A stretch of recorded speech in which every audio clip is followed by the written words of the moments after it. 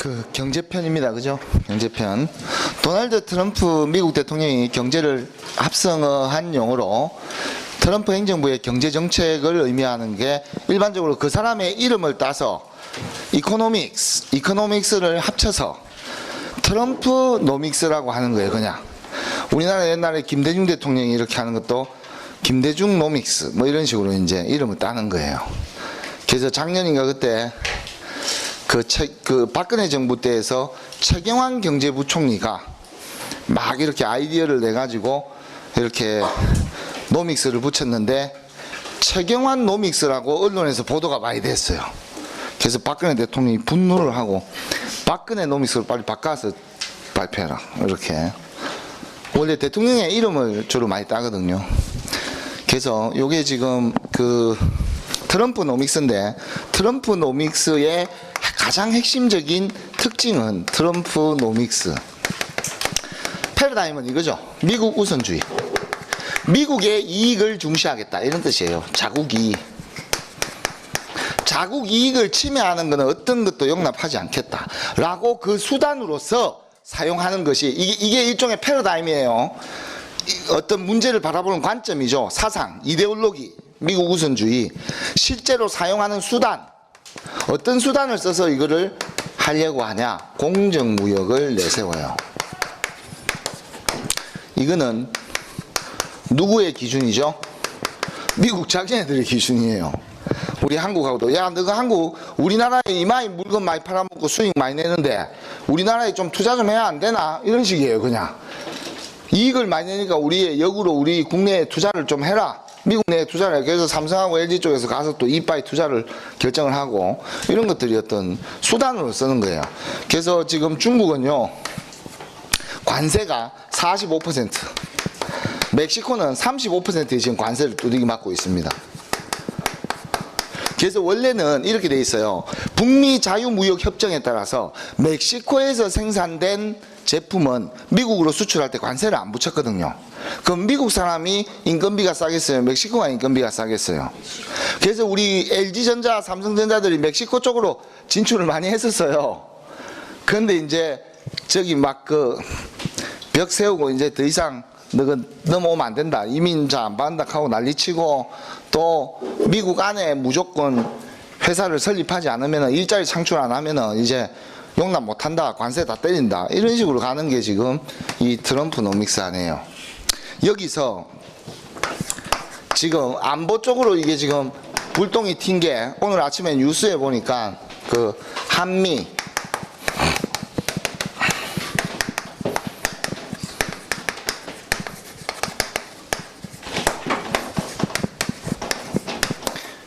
밀리터리 그죠? 이 SMA가 한미 방위비 분담이 작년에 1,000억이었어요. 1,000억. 1,100 몇 억인가 그래요. 근데 올해 지금 요구한 게 얼마인 줄 알아요? 5,000억을 요구했어요. 이 5배. 그 지금 미국 대사가 지금 와가지고 계속 쥐어짜고 있는 거죠. 미국 대사 마이크만 갖다 대면 뭐라고 이야기한다? 5,000억 주의소. 마이크만 갖다 대면 5,000억 주의소. 50억 달러인가 그럴 거예요 아마. 5,000억 주의소 이라고 있는 거예요 지금. 그 다음 제가 여기서 조금 더 확장 지으면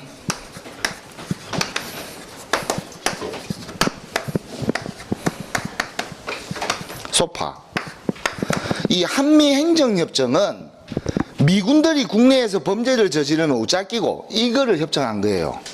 옛날에는 미국으로 송환시켜갖고 미국 법에 따라서 재판했는데 거의 다 경미하게 그냥 막 처벌하고 이러니까 분노가 올라오는 거예요. 그 시작점은 미선이 효선이 그 사고 전차 후진하면서 그 사망사고 거기에 비롯돼갖고 소파 그때 촛불 시위가 최초에 그게 뿌리죠. 촛불 시위 최초로 등장한 거죠. 그렇게 이제 된 거고 지금 이슈가 되고 있는 거 한미 방위비 분담 협정. 요게요 지금 5,000억 이게 지금 이쪽 패러다임에서 지금 시작됐다고 볼 수 있는 거예요. 근데 제가 보기에는 여러분들 잘 들어보세요. 트럼프가 한미 방위비 분담 일정을 갑자기 1,000억에서 5,000억을 요구하는 게 거의 5배를 요구하는 거잖아요. 작년에도 우리 한국에서 1,000억은 넘으면 안 됩니다 라고 막 꼬시고 난리를 쳤는데 결국은 1,100억인가 그렇게 협상에 타결됐거든요. 그러면 왜 그러면 이거를 이렇게 5배나 요구할까요? 그럼 뭐 트럼프는 상식이 없는 사람일까요? 그렇지는 않고 제가 보기에는 국내 정치용으로 쓸 목적이 있는 것 같아요. 이거를 나는 정당하게 이런 국가들에게 이런 방위비 분담을 요청을 할 수 있는 사람이다. 이런 것들을 통해서 뭔가 미국 내에서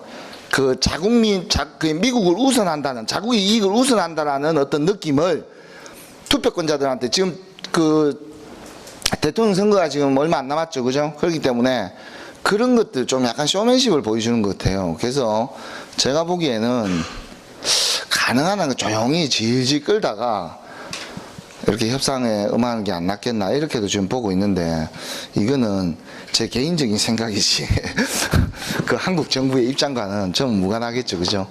근데 이게 지금 골치 아픈 거예요. 지금 여당 입장에서도 스스로 부담될 거예요. 대통령 입장에서는 더 부담되겠죠. 지금 불편하죠. 이 5배인데 감당이 됩니까 이게? 결국은 안보비가 비싸거든요. 통일을 해야 되는 이유가 이 전부 다 국민 세금 아니에요. 그리고 국민들한테 뿌린다고 생각해 보세요. 어마어마하겠죠. 또는 약 개발하는 데 쓴다고 생각해 보세요. 그래서 그 약 개발해갖고 전 세계에 팔아먹으면 그 돈이 또 더 부가가치가 크겠죠. 우리는 그런데 안 써도 되는 이런 엄청난 돈들을 쓰고 있는 거예요. 이게 분담 비용입니다. 이 분담 비용. 남북한이 분담됨으로써 가져오는 왜 없어 보이게 이게 떨어지지? 중요한 이야기를 하고 있는데, 그죠? 이 분담 비용이기 때문에 통일을 하게 됐을 때 통일 비용도 많다고 하지만 제가 보기에는 분담 비용보다는 적게 들 것이다. 통일 비용을 쓰게 되면 막대한 돈이 초창기에 들어가겠지만 그만큼 북한에 가서 사업을 다양한 이권 사업들을 국내에서 또 건설사들이 또 따가지고 여러 가지 하겠죠. 그죠? 그런 걸 감안하게 되면 통일 비용이 훨씬 더 싸게 맥힌다. 그래서 예전에 박근혜 대통령이 이야기한 통일은 대박이라는 말이 충분히 현실성이 있는 말이다. 그거는. 근데 일단 이런 분담 비용이 너무 비싸다. 그런 얘기를 하는 거예요, 지금. 그리고 현재 중국은 현재 환율 조작국으로 지금 지정되어 있습니다. 일단 우리나라도 그때 한번 들어갈 뻔했는데 겨우겨우 막 행님 캐가지고 뺐어요. 우리나라는 그때 작년인가 재작년에 한번 지정될 뻔했어요. 한국 압박이 너무 심했거든요 그때. 그 다음 그래서 미국의 도널드 트럼프의 가장 핵심적인 정책의 포인트는 뭐냐? 당근과 채찍 전략이에요. 그러니까 요구를 하죠. 그러면은 우리가 혜택 줄게. 이런 방식이에요. 그러니까. 환율 조장 지적국에 대한민국도 약간 집어넣을 똥 뺄 똥 하면서 그때 이제 LG전자하고 삼성에서 또 미국 내에 투자하겠다 이렇게 발표하고 이러니까 그냥 그냥 빼주고 그냥 넘어가고 좀 약간 그런 식이에요. 근데 미국 지금 내부에서도 우방국들한테 너무 심하게 트럼프가 하는 거 아니냐. 이런 논란이 미국 내에서도 지금 많이 나오고 있어요.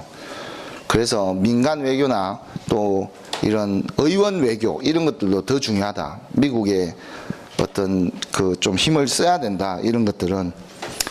근데 이런 꼴이 앞으로 자꾸 더 심하게 생길 거예요. 앞으로. 그 다음 두 번째는 거래 당사자 간의 거래 시작 시 서로 다른 통화로 표시된 원금을 교환하고 일정 기간 동안 그 원금에 대해서 계약 시점에 미리 정한 이자 지급 조건으로 이자를 교환한 다음 만기 시에 계약 시점에 미리 약정한 환율로 원금을 다시 교환하는 방식을 우리는 협정을 화폐를 스왑한다. 이거를 만들어 놓은 이유는 이번 문제와 관련돼서는 여러분들 외환시장이요. 갑자기 돈을 쓰다 보면 우리가 국제 달러가 지금 국제 무역이나 어떤 결제 수단의 기준점이 달러화거든요. 달러화. 그래서 달러화를 기준으로 하기 때문에 갑자기 국가들이 돈을 쓰다 보면 갑자기 예기치 못하게 달러가 부족한 상황이 발생될 수 있어요. 국가 입장에서도. 여러분들도 막 돈 쓰다 보면 생각지도 못하게 갑자기 체크카드에 돈이 없는 거예요. 그 비상용으로 이제 신용카드를 들고 다니는 거죠.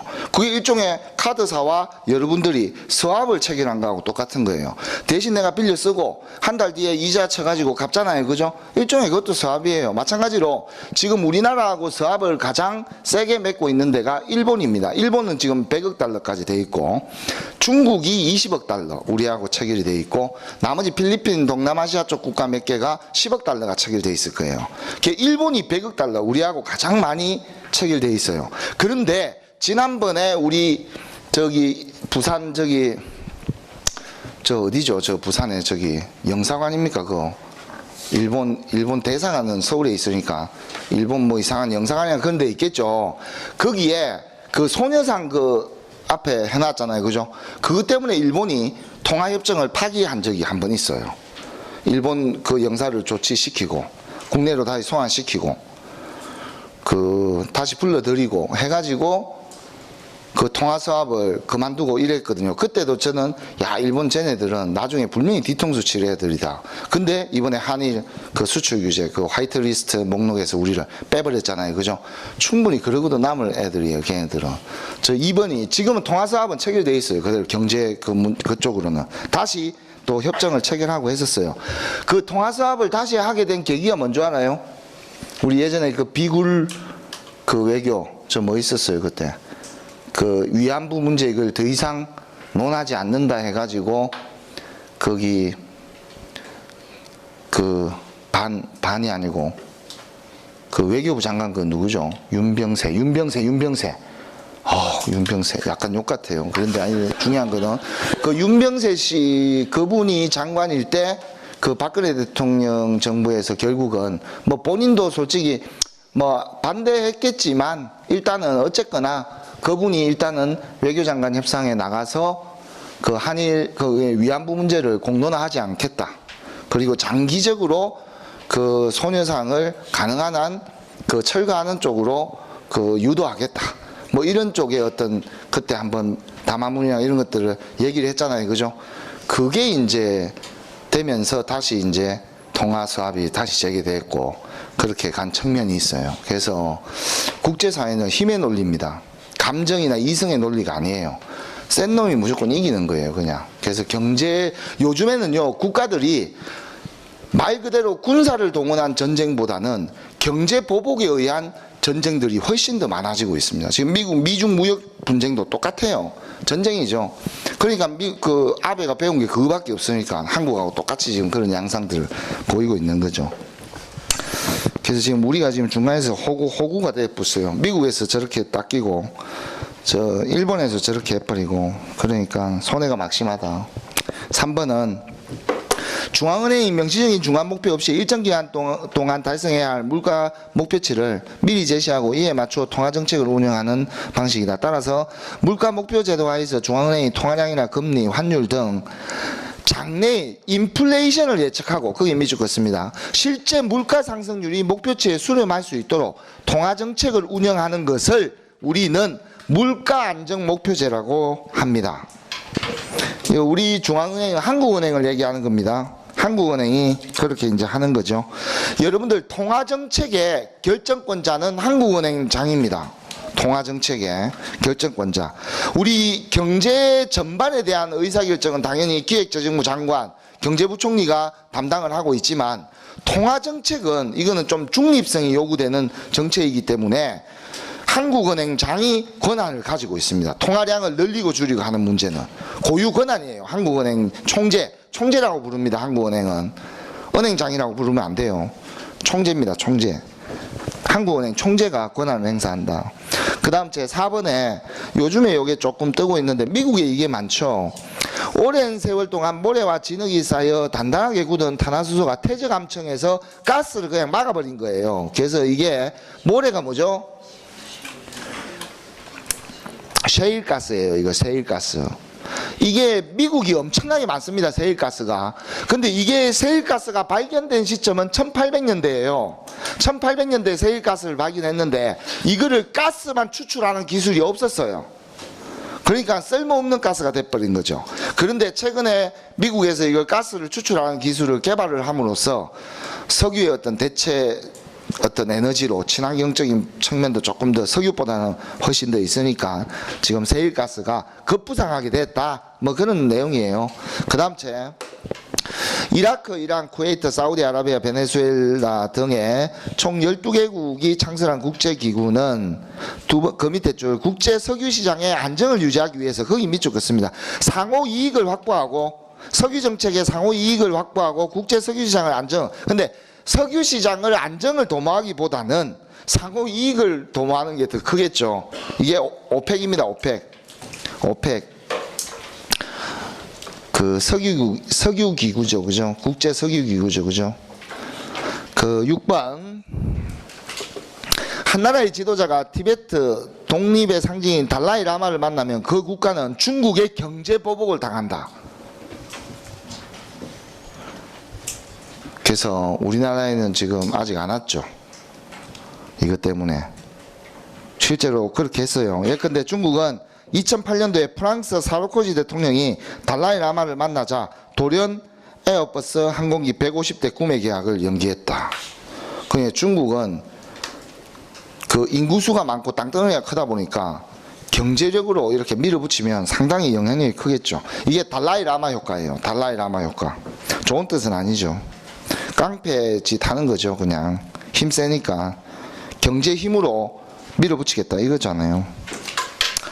자, 그 다음 제 7번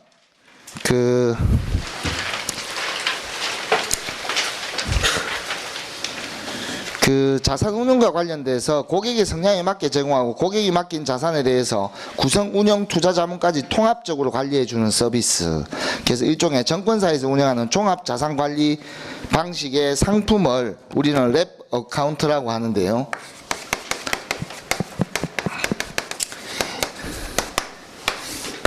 이게 이제 포트폴리오를 만들어서 정권사에서 직접 이걸 운영을 해요. 그래서 수익률을 상당히 높여주는 방식으로 가는데, 그러면 고객의 수익률을 높여주면 정권사는 뭐가 좋아요? 정권사는 수수료죠, 수수료. 그러니까 주식을 사고 팔고를 많이 해야 되는 거예요. 수익률을 높이려면. 그러면 사고 팔고 할 때 수수료가 많이 발생을 한다, 안 한다? 하죠. 그래서 여러분들 대부분 정권사들이요, 그거 모의 투자 대회 이런 것들을 하거든요. 대학생들 이런 사람들. 대학생들 모의 투자 대회를 해요. 그럼 막 학생들이 가서 돈을 1,000만 원 이렇게 이제 가상 계좌를 만들어서 모의 투자 활동들을 하면 그게 정권 계좌에 쫙 기록이 되면서 이제 실제 이제 순위 1등, 2등 이런 걸 구하는 거예요. 1등 했다. 그럼 정권사에 이제 스카우트도 받고 막 이래요. 그냥 대학생들, 그래서 예전에는 한때 대학 동아리에서도 이 모의 투자 동아리들도 많았어요. 정권 동아리들이. 근데 실제로는 이거지만 그 이면에는 장래에 투자할 사람들을 키워놓는 거예요. 여러 가지 개미들 많이 만들어 놓는 거죠. 그러면 이 사람들이 거래할 때마다, 단타를 칠 때마다 정권사는 수수료가 발생을 하는 거죠. 자, 그 다음 제 8번 아시아 인프라 투자은행 적어 놓습니다. 아시아 인프라 투자은행, 그는 체크해 두십시오. 이게 중국이 주도한 은행이에요. 중국이 주도한 은행. 아시아 태평양 지역의 기반시설 구축을 지원할 목적으로 그런 다자개발 은행으로 만들었다. 현재 23개국이 가입되어 있다. 중국이 주도를 했다는 게 특징입니다. 중국이 간접적으로 이 은행들을 통해서 개도국들을 약간 좀 발전을 시켜준다는 명목 하에 좀 통제하는 역할들이 있는 거죠. 그런 이면에 그런 정치적인 셈법이 있다. 그거 체크하시고, 그 다음 언제 놓일지는 모르겠지만 제가 중학교 때 이 소리를 들었거든요. 9번. 이 소리를 들었는데 아직까지도 못 가고 있어요. 시베리아에 이렇게 통과해서 저 실크로드 저쪽에 유럽 어디까지 연결되는 줄 알아요? 이게 유럽, 이거 이 철도가 유럽 부산에서부터 시작해서 유럽 어디에 종착역이 있는 줄 알아요? 터키 그 앞에 그 바다 있잖아요. 바다 그 무슨 바다죠? 터키. 그 이름 뭔데? 홍해인가? 하여튼 터키 이렇게 배 볼록 튀어나왔잖아요. 요쪽은 지중해고 요쪽에 해가 홍해 맞나? 무슨 해더라? 뭐 해 하나 조그마한 거 있는데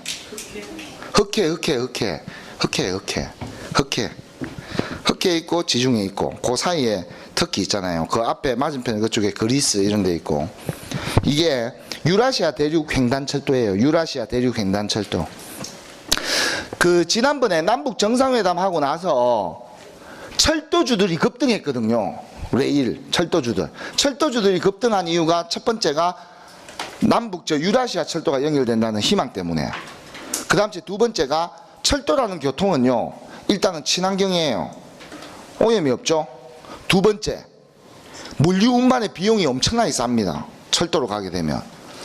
그러니까 유라시아 철도가 놓여지게 되면 EU 저쪽에 유럽 공동체하고 우리 한국의 수출품들을 더 싼 가격에 거래가 된다는 뜻이에요. 근데 문제는 우리 대한민국 철도하고 러시아 블라디보스톡에서 그 러시아 애들이 사용하는 철도가 길이가 좀 달라요. 그러면 어떤 문제가 생긴다? 러시아 블라디보스토크까지 우리 화물이 올라가죠. 그러면 블라디보스토크에서 환적을 해야 돼요.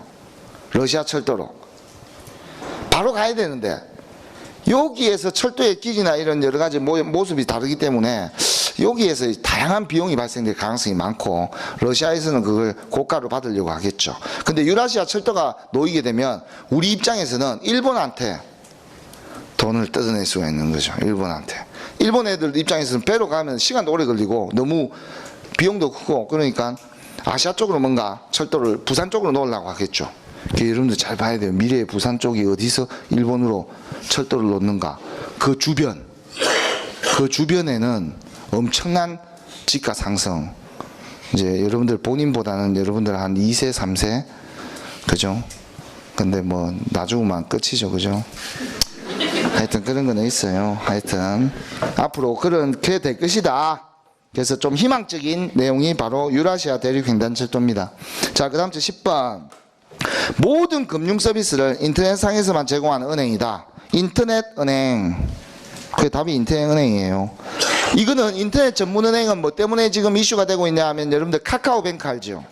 카카오뱅크가 들어오면서 보안 인증이나 이런 수단들이 상당히 간편해졌다, 안 간편해졌다?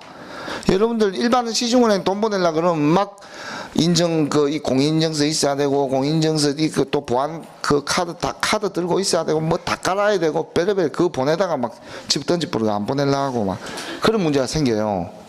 근데 이 카카오뱅크 이런 것들, 특히 토즈입니까? 토스입니까? 토즈는 저쪽에 있는 것 같은데요. 하여튼 토스 이런 것들은 상당히 그 획기적인 어떤 기술을 가지고 있는 거죠. 아주 간편하게 금융거래를 할 수 있다. 그래서 현금이 없는 사회가 되겠네요, 앞으로. 여러분들 현금 많이 안 달고 다니죠? 거의 지갑에 카드만 있잖아요, 그죠? 현금이 없는 사회. 캐시리스 사회. 그거 답이 있을 거예요, 하나. 넣어놨거든요. 이렇게 연결시켜야 돼요. 인터넷으로만 다 되면 현금이 굳이 필요 없다. 캐시리스 사회가 된다. 그런 뜻이에요. 그 다음 제 11번. 2010년 영국에서 가장 먼저 법으로 도입했고요. 그 기업의 배당 확대와 지배 구조를 개선하기 위해서 지주의 이익을 극대화한다는 취지로서 이게 도입이 됐는데, 실제 이거는 우리 한국에서 이 스튜어드십 코드예요. 스튜어드십 코드. 스튜어드 뭐 친구 뭐 이런 느낌의 스튜어드십 코드. 이게요, 이걸 행사한다는 게 예를 들어서 이런 거예요. 연기금, 국민연금 있죠, 그죠? 국민연금은 여러분들 이 국민연금 단일 그 기금으로 세계에서 한 몇 등 할까요, 이게? 연기금이. 단일 회사가, 이렇게 단일 단체로 이렇게 기금을 가지고 있는 순위로. 캐나다가 아마 1등일 거예요. 2등이 저 뭐 다른 나라고 3등입니다. 어마어마한 돈을 가지고 있어요, 연기금이. 국민연금이 돈이 장난이 아닙니다. 엄청난 돈을 가지고 있어요. 저거를 국내에만 투자해 가지고는 더 이상 이제 답이 없어요, 저게. 해외 투자를 해야 할 수밖에 없고, 많이 까먹은 경우도 많아요, 이게. 보이지 않게. 연기금이 국내 기업들 주식들을 보유하고 있거든요. 삼성전자부터 해갖고 다 들고 있어요. 그래서 삼성전자가 국민 회사가 되는 이유가 이 얘네들이 기관 투자자들이 얘는 기관 투자자들이라고 하거든요. 얘네들이 많이 가지고 있기 때문에 그래요. 보험사 이런 데서도 얘네 투자, 보험사 이런 거 압도적입니다. 연금이. 근데 국내 기업들을 투자를 하는데 얘네들은 원래 국민연금에서는 이익만 나면 됩니까? 이익만 나면 되죠. 회사 경영에는 신경 쓰면 된다 안 된다? 안 된다. 만약에 회사 경영에 신경을 쓰게 되면 관치 경제가 될 거 아니에요. 관치. 예를 들어서 보건복지부 장관이 국민연금공단 이사장을 임명권을 있을 때 대통령에 의해서 이제 보건복지부 장관이 제청에 의해서 대통령이 임명을 한다 이 말이에요. 그럼 연금 이사장이 내려갔다. 근데 야, 저 기업체 마음에 안 들어. 너네 의결권 행사해가지고 쥐어짜. 그럼 얼마든지 휘둘 수 있죠. 그럼 관치 경제가 되는 거예요. 그런데 이게 스튜어디십 코드가 들어오게 된 계기가 그 오너 리스크 문제. 대표이사들이 막 이상한 짓 해가지고 막 갑질하고 이런 건 뉴스에 뜨면서 브랜드 가치 떨어지면서 막 손해가 나거나 이랬을 때 스튜어드십 코드를 이용해서 의결권을 행사하는 거예요. 의결권. 그러면 주주총회를 불러들이 가지고 대표이사를 해임시킬 수 있다 없다? 해임시킬 수 있는 거죠. 그 1호가 누구다? 지금은 돌아가셨지만 나름대로 한국 경제를 위해서 많이 노력하신 분이죠. 고 조양호 회장. 대한항공 있죠, 그죠? 대표이사에서 해임돼 있어요. 저 연기금에서 해임 그 투표를 던져가지고 이거 막강해요. 이거 되면 이거 지금 그래서 지금 국민연금에서는 저거 지금 해놨어요. 몇 가지 조건이 있어요. 관치 경제를 막기 위해서 몇 가지 조건을 달아놨어요. 한 열 몇 가지 이렇게 조항이 있습니다. 거기에서 해당이 되면 소집을 해요. 스튜어디십 코드 저 위원회를 소집을 해서 의결권 행사할 것인지 말 것인지 결정을 합니다. 그렇게 결정을 해서 개입을 하는 방식으로 그렇게 가기 때문에 그래도 조금 정치 논리가 개입은 안 될 거겠지만 약간 개입될 수도 있는 문제가 생겨요. 이게 그래서 이게 논란이 많은 거예요. 이게 실제 정경련에서는 이거 상당히 불편해하죠. 얘네들이. 왜냐하면 경제를 모르는 사람들이 정치적 논리로만 무조건 그 오너들이나 이런 사람들을 압박하는 결과를 가져올 것이다. 그럼 투자를 위축시킬 것이다. 기업의 투자를. 그런 어떤 논란이 붙는 거예요. 하여튼 이것도 그 중요한 말입니다. 그 다음 제 12번. 그 고가의 제품에 대한 수요가 끊이지 않는 과시형 소비. 키워드 과시형. 과시한다. 과시형이라는 말에 가로 열고 허영심이 있다. 이렇게 허영심 이런 것도 체크하고요. 가격이 비쌀수록 소비가 늘어나는 현상이에요. 이게 줄여서 얘기하면 가격이 높을수록 소비가 증가한다. 베블런 효과예요. 원래 미국의 경제학자 이름 베블런의 이름을 따서 지은 이름인데 일종의 그 명품을 이용하는 사람들, 비싼 사람들, 그 명품을 과시하기 위해서 사는 거예요. 다른 사람들한테 나 이런 사람이야 이런 느낌 주려고. 그래서 가격이 높으면 높을수록 더 좋아한다는 뜻이에요. 그래서 명품은 절대 가격을 잘 낮추지 않습니다. 이거 높여놔야 돼요. 그래서 주로 배부른 사람들이 많이 이런 효과들이 많이 나타난다 해서 배가 부르니까 높은 가격이라도 잘 산다 안 산다? 잘 산다. 그래서 배부른 사람들이 잘 산다. 이거를 배부른 효과라고 이야기를 하는 거죠. 자, 그 다음 제 13번. 어떤 상품에 대한 사람들의 소비가 증가하면 오히려 그 상품을 줄인다, 안 산다 이런 말이에요. 그런 효과도 있어요. 이게 이제 일종의 속물 효과, 스놉 효과라고 해요. 스놉 효과, 속물 효과라고 하는데요. 이거는 그 좀 잘난 체 하고자 하는 자신의 마음 때문에 그런데 주로 백로 효과, 한국어로 표현하게 되면 백로 효과가 됩니다. 여러분들 백로는 되게 자태를 뽐내면서 나 되게 멋진 사람이야. 나 너네들이 쓰는 물건들은 값어치 떨어져. 나 안 사. 이런 식이에요. 이것도 상당히 좀 뭐 안 좋은 건데 그래도 속물 효과 이런 것들. 예를 들어서 뭐 예전에 그 제 친구 중에 한 명이 그 한 친구가 야, 나 프랑스 여행 다녀왔다. 이렇게 얘기하는 거예요. 그러면서 뭐 에펠탑 가서 사진 찍은 것도 얘기하고 막 프랑스의 여러 가지 루브르 박물관이나 뭐 여러 가지 뭐 갔다 온 것들 막 얘기를 하는 거예요. 그러니까 앞에 앉아있는 이 친구가 되게 싫은 거예요, 그게. 저 친구 좀, 근데 잘난 체 한다. 근데 실제로는 이 친구가 더 잘난 체를 하는데, 그 잘난 체 한다고 싫어하는 거예요. 참고로 잘난 체 하는 사람은 잘난 체 하는 사람은 싫어합니다. 지만 잘난 체를 해야 되는데, 그러니까 이 친구가 가만히 듣고 있다가, 야, 너 그 프랑스에 그러면 파리에 그 몽마르트인데 가봤나? 이러니까, 아, 거기는 내가 그때 안 가봤다. 이러니까, 야, 그거 안 갔었으면 파리 갔다 온 거 아니다. 이렇게 딱 이야기를 하는 거예요. 예를 들어서. 이제 이런 좀 근성, 속물 효과, 스노브 효과. 자기만 되게, 남들이 다 하는 거는 안 가본 특이한 곳에 내가 갔잖아요. 그죠? 예를 들어서. 그러면 그게 정말 더 가치 있고, 자기가 좀 남들하고는 다르다. 이런 느낌을 많이 주려고 하는 거죠, 그냥. 그냥 잘난 체 하는 거예요. 잘난 체 하는 거. 14번. 다우존스, 나스닥, S&P 500 다 같은 말, 뉴욕 증시 3대 주가 지수를 얘기하는 거예요. 뉴욕 증시의 3대 주가 지수, 다우존스, 나스닥, S&P 500 그 세 가지 숙지해 두시고요. 그 다음 제 15번 문제, 국가와 국가 또는 한 국가와 세계의 경기 등이 같은 흐름을 보인다. 이게 여러분들 기본적으로 글로벌 아니에요. 이렇게 같은 흐름을 보이는 것이 일반적으로 글로벌화 때문에 그렇게 흐름이 보이거든요. 예를 들어서 그리스에서 경제 문제가 터지면 한국까지 영향을 받잖아요. 이게 글로벌 경제의 어떤 흐름인데, 거기와 탈동조화, 그냥 그 같은 흐름을 보인다 안 보인다, 같은 흐름을 보이지 않는 현상을 우리가 디커플링이라고 해요. 디커플링. 그러니까 커플링이 아니고 반대로 간다 이런 뜻이에요. 디커플링. 이게 한 나라의 경제가 세계 경제와 다른 독자적인 경제 노선을 가지고 있는 경우, 예를 들자면 북한이나 이런 데는 뭐 외환 위기하고 직접적으로 관련이 있다 없다?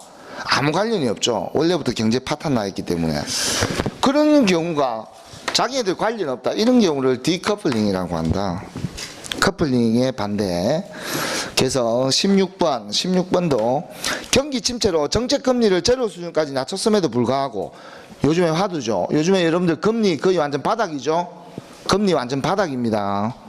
그래서 주식이나 부동산 쪽으로 가야 되는데, 부동산 쪽도 요즘에 규제를 너무 많이 해놓으니까 돈이 지금 갈 데가 없어요, 지금. 주식 쪽으로 가야 되는데, 주식 쪽은 또 역으로 경기 안 좋으니까 주가가 오를 가능성이 별로 없으니까 또 좀 흐름이 그렇고. 그래서 그 돈이 돌지 않는다. 그게 왜냐하면 사람들이 돈을 끄집어낸다 안 끄집어낸다? 안 끄집어내니까 그 중앙은행이 화폐를 찍어내서 시장에 돈을 다시 공급하는 이런 형태로 가는 것을 우리는 양적 완화라고 해요. 양적. 통화량을 결국은 늘리는 형태로 가는 거죠. 그렇게 흘러가는 경우. 일본하고 약간 비슷한, 우리나라가 지금 그런 처지에 좀 놓여 있다, 그렇게도 볼 수 있습니다. 일본이 지금 그 잃어버린 20년이 되고 있잖아요. 10년에서 이제 20년이 된 거죠. 그게 그 잃어버린 20년도 원래는 미국 때문에 그렇게 된 거예요. 미국. 1980년대까지 일본이 상당히 잘 나갔어요. 아주 완전 또 치고 올라왔거든요. 2위까지 올라와가지고 아주 잘 나가다가 그 80년대 초반, 그 70년대 후반이죠. 그때 세계 그 화폐 기준을 정할 때, 원래 세계 화폐를 원래 우리가 금본위 정책이라고 해서 금을 그 결제 수단으로 쓰다가 달러화로 바뀌었거든요. 달러화로 바뀌고 난 다음에, 그 달러화로 바뀐 것도 그 미국이 바꿔놓은 거예요. 그게 뭐 때문에 바꿨냐? 2차 세계대전 때 전쟁하면서 돈이 부족하고 해가지고 달러를 막 잡아 찍어내면서 이제 그런 문제가 생겼는데, 그거를 달러화를 자꾸 하다 보니까 자기네들이 또 문제가 뭐 내부적으로 여러 가지 생겼어요. 그렇게 해서 일본한테 뭐 이렇게 얘기를 했는데, 일본이 그때 말을 좀 안 들어가지고 하여튼 일본에 저런 무역, 미국한테 하듯이 관세 보복을 엄청 때려버렸어요. 그렇게 해서 일본에 잃어버린 10년이 온 겁니다. 미국 말 안 들어서. 그러니까 학습 효과가 있죠.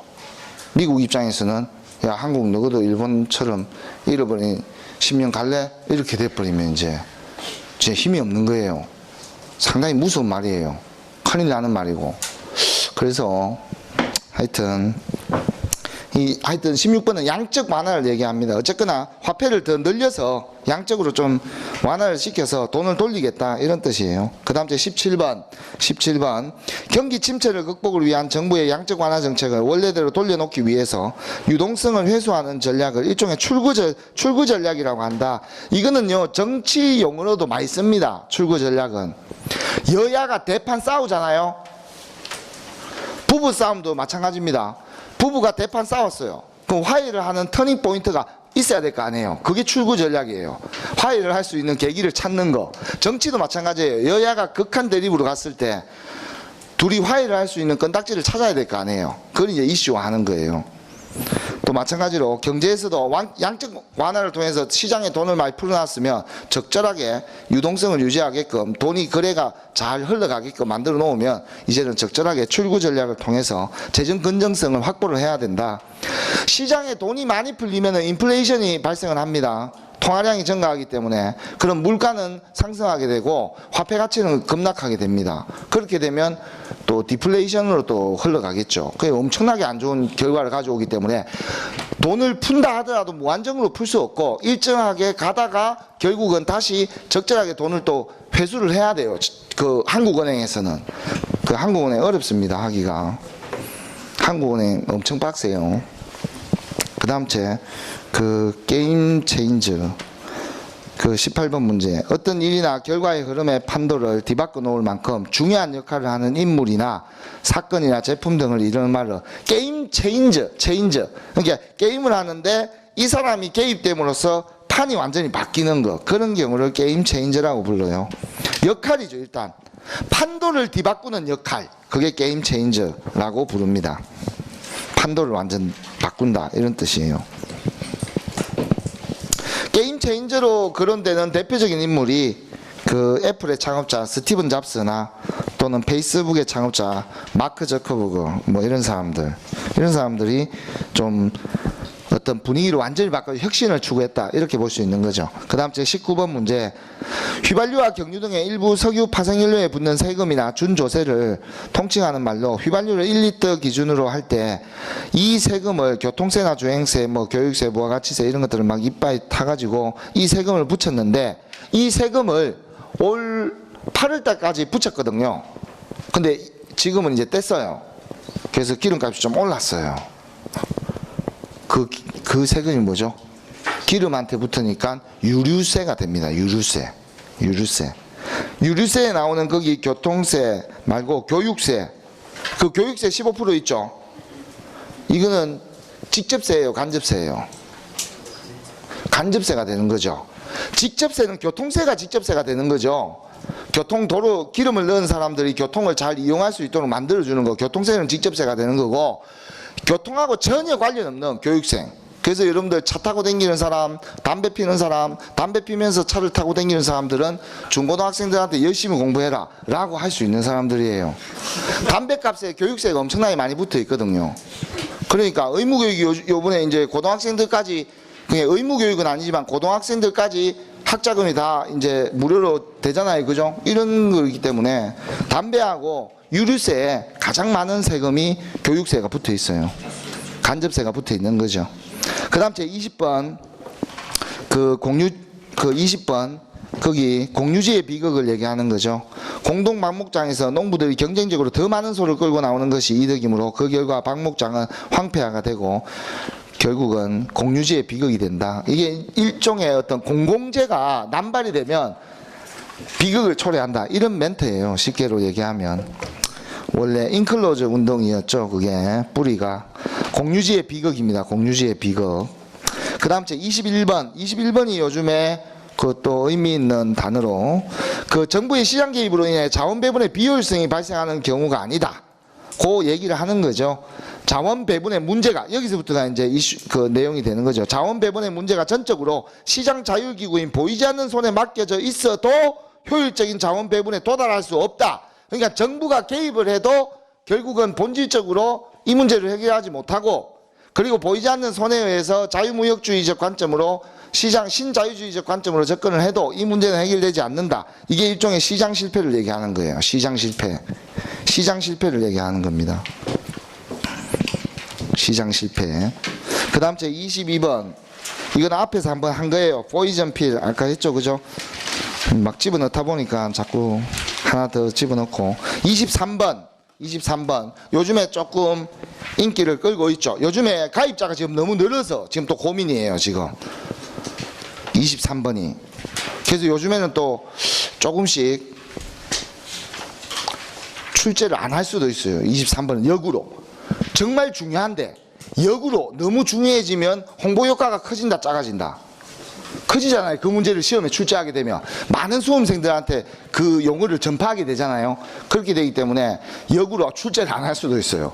이게 중요한데 여러분들은 알고는 있어야 돼요. 왜냐하면 여러분들의 부모님들을 설득할 일이 생기기 때문에. 23번은 소유하고 있는 주택을 담보로 해서 매월 일정 금액의 연금 형태로 지급받는 제도를 역모기지론이에요. 자, 그러면 이거 모기하고는 관련 없습니다. 모기지론이란 게 집을 살 때 담보로 제공하는 것을 우리가 모기지론, 쉽게 얘기하면 주택담보대출을 얘기하는 거예요. 모기지론이. 그런데 주택담보대출 모기지론이라는 것은 이 집을 담보를 잡히고 돈을 빌리고 나중에 갚으면 이 집은 원래 내 거죠. 그런데 역모기지론이라는 것은 너네가 나한테 돈을 주고 다 납입이 되면 내가 죽고 나면 이 집을 명의를 네가 가져가면 된다. 이거예요. 그래서 초창기 때 이게 들어왔을 때 그 집값의 70%까지 막 금액을 쳐줬어요. 근데 지금은 한 55% 이 정도밖에 안 쳐줄 거예요. 왜? 가입자가 늘었다 안 늘었다. 그 초기에 막 홍보하려면은 많이 줘야 돼요 안 줘야 돼요? 그렇게 해서 초기에 사람들이 많이 가입을 했어요.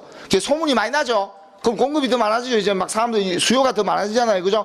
그러면 줄이는 거예요. 퍼센테이지를. 정부도 얍삽한 짓 많이 합니다. 정부도 얍삽한 짓 많이 해요. 초반에 이렇게 높여놨다가 사람들한테 홍보가 다 되니까 내리는 거예요. 지금 이게 지금 그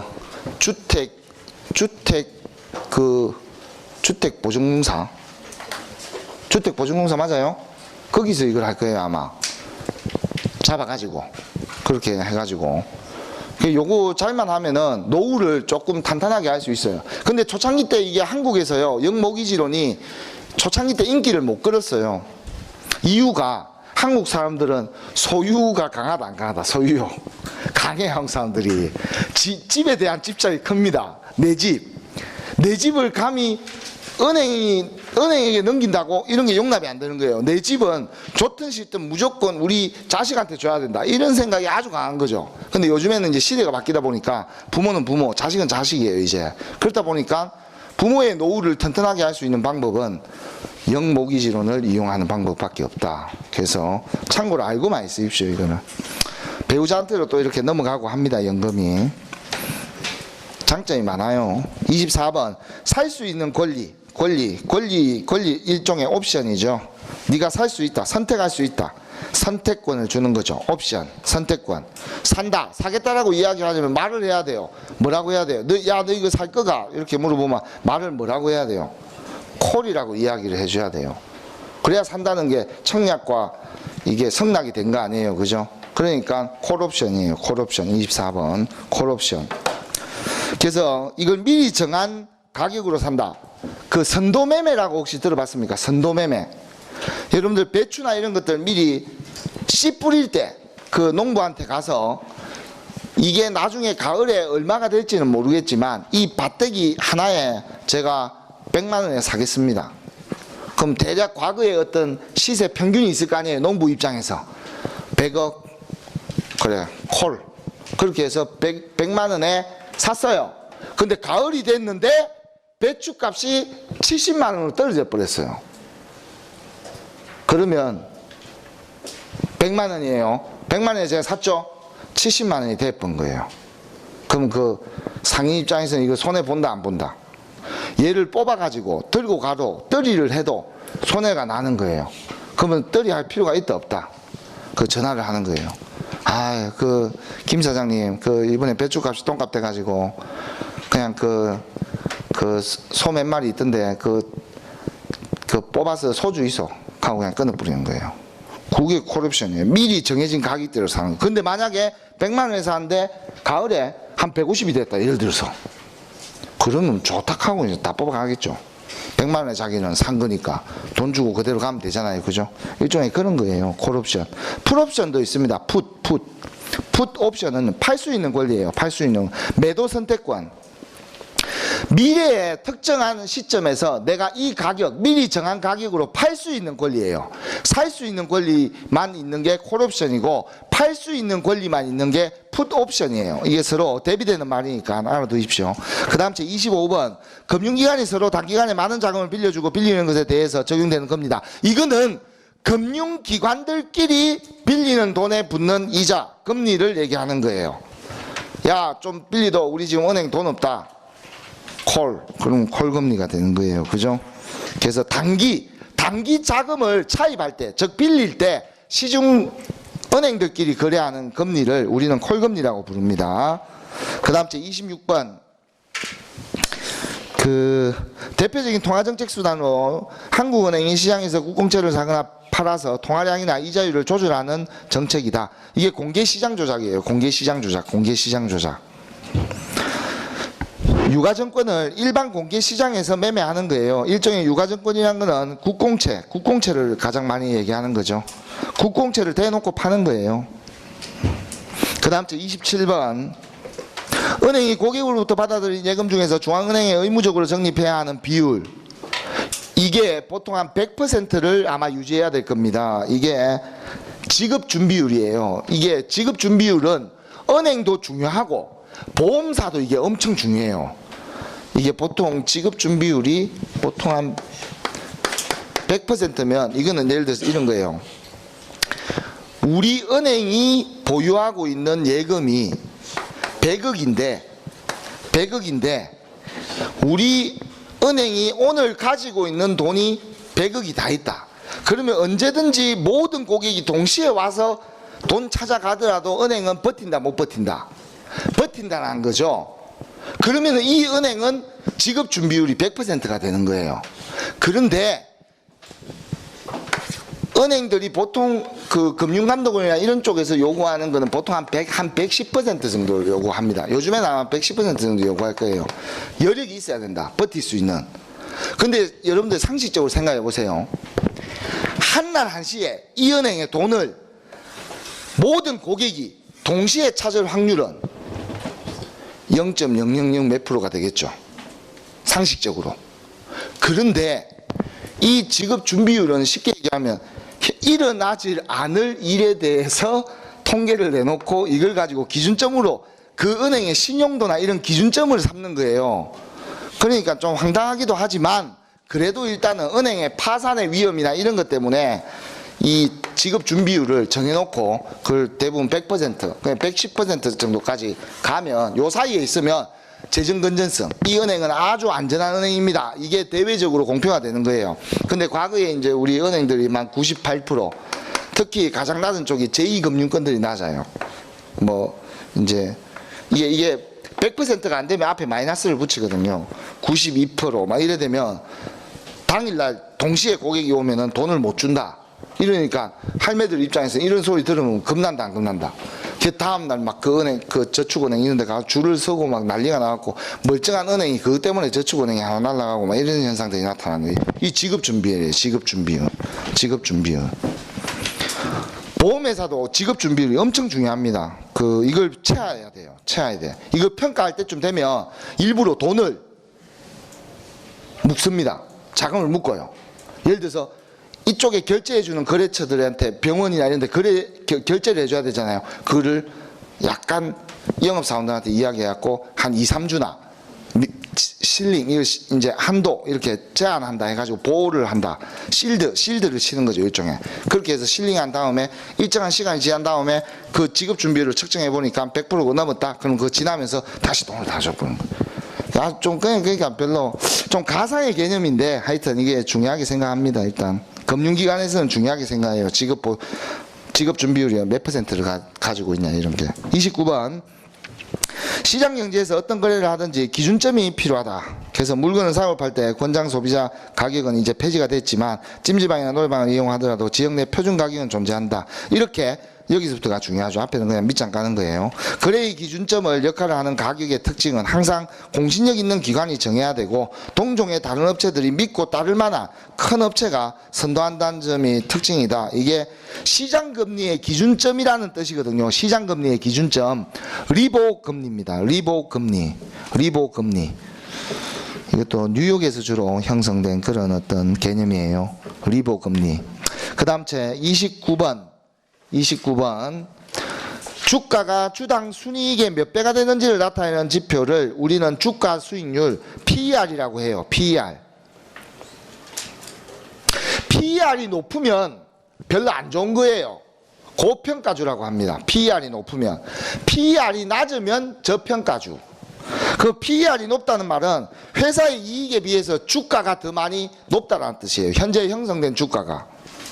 그러니까 우리 회사의 주가는 5,000원이면은 우리 회사를 다 팔아먹고 그 유형 자산이나 고정 자산부터 해갖고 다 팔았을 때 우리 회사의 가치가 예를 들어서 현재 주가 5,000원에 다 수렵이 돼 있다. 그런데 실제 시장에서 인터넷 그 HTM상 거래되는 돈이 예를 들어서 우리 회사 주가가 6,000원에 왔다 갔다 하고 있다. 그러면 이거는 PER이 높은 거죠. 훨씬 더 높게 평가돼 있죠. 우리 회사의 실제 가치보다 주가가 고평가되어 있다 이런 뜻이에요. 근데 또 이런 경우가 있어요. 우리 회사가 부동산이 엄청나게 많은 거예요. 예를 들어서 그 삼천리 알아요?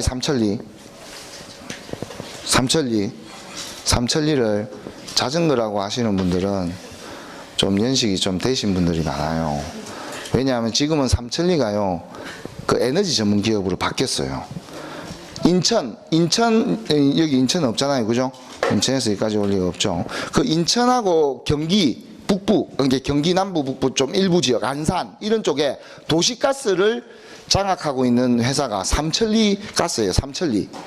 삼천리는 자전거도 있어요, 참고로. 이명박 정부 때 다시 자전거로 다시 한 바퀴 더 돌았고, 삼천리 오래된 회사입니다. 100년이 넘었잖아요. 그래서 그 회사는 자산 보유가, 그냥 부동산 보유가 어마어마해요, 경기도 일대에. 근데 걔네들은 주가 수익을 따져보면 영업이익이나 이런 거 따져보면 뭐 100억, 200억, 아주 작다 이 말이에요. 예를 들어서 순이익이 8%, 5% 막 이 정도밖에 안 되거든요. 아주 작아요. 설비 투자 다 해놓고 하기 때문에. 그런데 갑자기 그 회사 주식을 자기 자산을 다 팔았을 때 가치하고 비교해 보니까 실제 이 회사는 10,000원이 가는 거예요. 근데 이 회사가 실제 영업이익이나 이런 걸 보게 되면 실제 한 3,000원 정도밖에 안 되는 거예요. 그게 현재 주가가 3,000원 정도로만 평가되어 있는 거죠. PER이. 근데 실제 자산 가치는 10,000원인 거죠. 그럼 저평가주죠. 그죠? 이런 경우에는 사람들이 막 죽기 사기로 사는 거죠. 왜? 이 회사가 부도가 난다 하더라도 내 돈은 뛸 일이 있다 없다? 없다. 근데 이게 중요한 건 아니에요. PER이. 왜? 뛸 일이 없다 이렇게 생각하고 투자를 했는데요, 그 가격으로 계속 10년 20년 가는 거예요. 그냥. 그러니까 돈이 뭐 늘어야 되는데 똑같이 가는 거예요. 실제 삼천리 주가는 그렇게 요동치지 않았습니다. 그때 하여튼 그 다음 제 30번 기업이 실적을 발표한다. 기업은요 1년에 4번 발표합니다. 분기별로 1, 4분기, 2, 4분기, 3, 4분기, 4, 4분기 4번을 그 실적을 발표를 해요. 그걸 우리는 어닝 시즌이라고 하거든요. 어닝 시즌. 그 실적을 발표하는 시점을 어닝 시즌이라고 하는데, 근데 생각보다 엄청나게 실적이 저조하다. 그러면 충격이에요, 아니에요? 주가를 그 회사 주식을 들고 있는 사람 입장에서는 충격이에요, 아니에요? 그래서 어닝 쇼크라고 하는 거예요. 이걸 어닝 쇼크. 그 말의 의미를 연결시켜 가지고 정리를 해두기 바랍니다. 그 다음 제 31번 발행 후 일정 기간이 지난 뒤 사채 소유자의 청구에 의해 주식으로 바뀌는 사채를 뭐라고 하냐. 자, 여러분들 회사에서 이제 회사는 회사채를 발행을 해요. 회사채.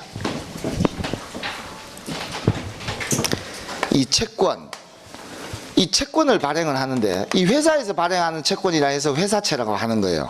근데 이 회사채가 과거에는 예를 들어서 이런 거예요. 우리 회사의 그 채권 하나에 뭐 10,000원이라고 해서 팔아모은 거예요. 그래서 너네가 이걸 1년 뒤에 우리 회사에 들고 오면 우리가 돈으로 바꿔줄게. 이런 거예요. 그러니까 돈을 빌리는 거죠. 저가 엄하고는 좀 차이가 있습니다. 그렇게 해서 만 원을 이제 이렇게 가지고 있는데 요즘에는 이렇게 하다 보니까 채권은 채권만 또 들고 있는 사람이 있고 채권 시장이 따로 형성이 돼 있고 이렇다 보니까 사람들이 또 니즈가 별로 없어요. 채권이란 게. 들고 있다가 만약에 1년 뒤에 갔는데 회사가 안 좋거나 이러면 너무 비슷하게 돼버리고 이런 현상이 발생되고 하니까 요즘에는 좀 빠르게 전환을 할 수 있게끔 이거를 주식으로 바꿔가지고 가져갈 수가 있어요. 그러면 원래 채권을 둘 다 유가증권이죠. 이것도 유가증권, 유가, 가치가 있는 정권이라는 뜻이거든요. 주식도 정권이에요. 주식정권. 그러니까 전환사채 일반 채권을 주식으로 이렇게 바꿔가지고 자기가 돈으로 가져갈 수 있어요. 이런 경우를 우리는 전환사채라고 해요. 전환사채. 바꿀 수 있다. 그러니까 원래 순수 채권의 기능에서 주식의 기능이 탑재가 됐다 안 됐다? 탑재가 됐다. 그럼 상당히 좋겠죠. 그렇기 때문에 전환사채가 훨씬 더 효과가 좋은 거예요. 그런데 이게요 조금 안 좋은 경우가 있어요. 특히 코스닥이나 이런 회사들은 좀 주가 조작이나 여러 가지 문제하고 관련이 돼 있을 때 이걸 역으로 이용하는 거예요. 예를 들어서 김 사장 1억만 빌려주시 해갖고 1억을 빌려줬어요. 그래서 전환사채로 받은 거예요. 김 사장이. 근데 경기가 너무 안 좋은 거예요. 실적이 너무 안 좋고.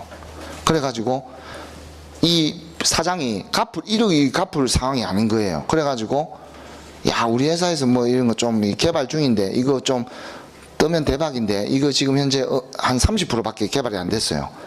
근데 어느 정도 개발된 것처럼 약간 뻥튀기 하는 기사를 신문 기사로 팍 내는 거예요. 그래갖고 주가가 일시적으로 막 급등을 하는 거예요. 그때 이 사장 전환사채 행사해서 빨리 가져가라. 그러면 김 사장은 원래 채권은 직접 이렇게 거래를 해야 되는데 주식으로 행사해가지고 주식으로 돌려받아가지고 그걸 팔아버리는 거죠. 예를 들어서 그런 식의 어떤 방식 이런 것들. 그러니까 채권을 주식의 형태로 바꾼다 이런 뜻이에요. 그 다음 32번 채권과 신주 인수권. 요거 이제 조금 다르죠. 이름이 다르죠. 채권은 채권인데 새로운 주식을 발행할 때 인수할 수 있는 권리를 첨부했다는 뜻이에요. 채권인데 새로운 주식을 발행하면 신규 주식을 발행했을 때는 그거를 최우선적으로 이거를 그 주식을 살 수 있다 못 살 수 있다? 살 수 있다. 그거를 신주 인수권 부사채예요. 신주 인수권 부사채. 거기 부자가 붙어 있다 이런 뜻이에요. 신주를 인수할 수 있는 권리가 붙어 있는 사채, 즉 채권이다 이런 뜻이에요. 요거는 이제 회사가 유상증자나 이런 경우를 했을 때 실적이 엄청나게 좋은 회사예요. 그래서 더 큰 실적을 내기 위해서 자금을 끌어들일 때 유상증자를 하면서 신주를 발행을 해야 되는 상황이 벌어집니다. 이때 돈 된다 싶으면 바로 자기가 가지고 있는 채권을 신주 인수권 부사채라면 바로 주식으로 바꿔버리는 거죠. 그렇게 해서 자기가 먼저 주식을 받잖아요. 그렇고 난 다음에 거래가 시작되면 주가가 막 폭등하게 되는 거예요. 그러면 엄청난 시세 차익을 누릴 수 있는 거예요. 그것 때문에 채권의 기능에서 사람들이 채권을 자꾸 싫어하고 이러니까 융통하기가 돈으로 바꾸기가 어렵다 보니까 주식의 개념을 살짝 집어넣은 용어들이 이제 계속 나오게 되는 거예요. 신주 인수권 부사채 좀 여러분들 쉬었다 하도록 하겠습니다. 10분간 쉬었다 하겠습니다.